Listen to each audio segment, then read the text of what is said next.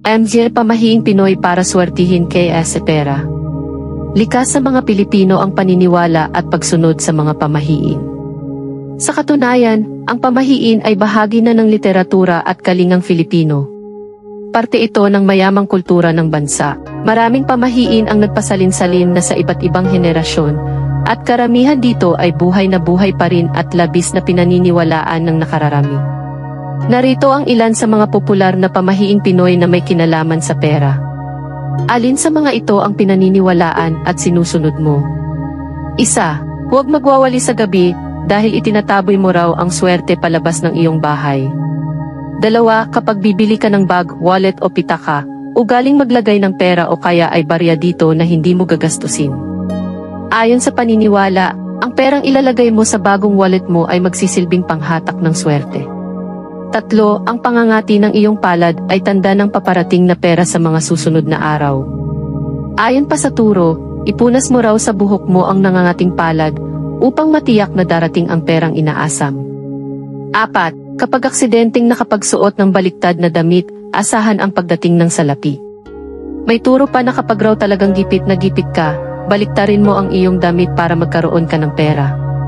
May hahalin tulad ito sa pamahiin na kapag naliligaw ka ay baliktarin mo ang iyong damit. Turns of luck, ika nga. 5. Kung ikaw ay isang negosyante, magbigay ng discount sa una mong customer para sa magandang buena mano.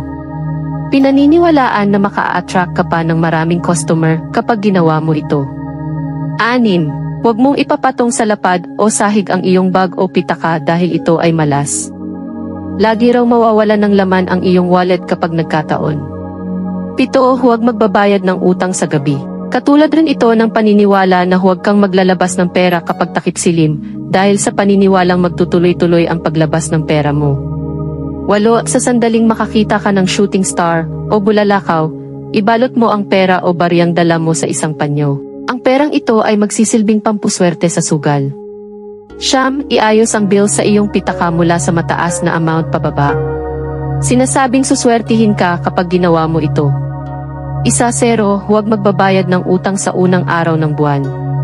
Kahalintulad ito ng hindi pagbabayad ng utang sa gabi, dahil ikaw ay mamalasin.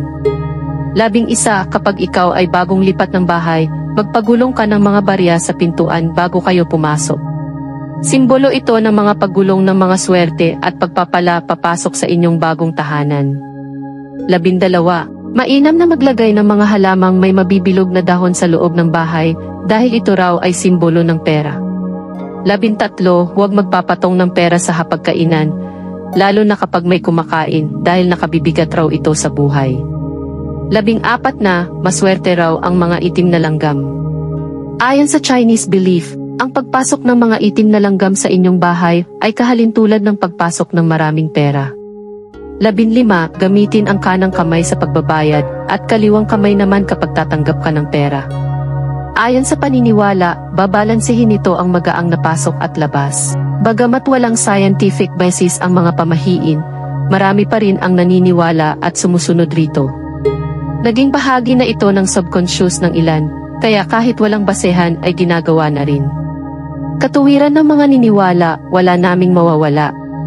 Subscribe for more videos.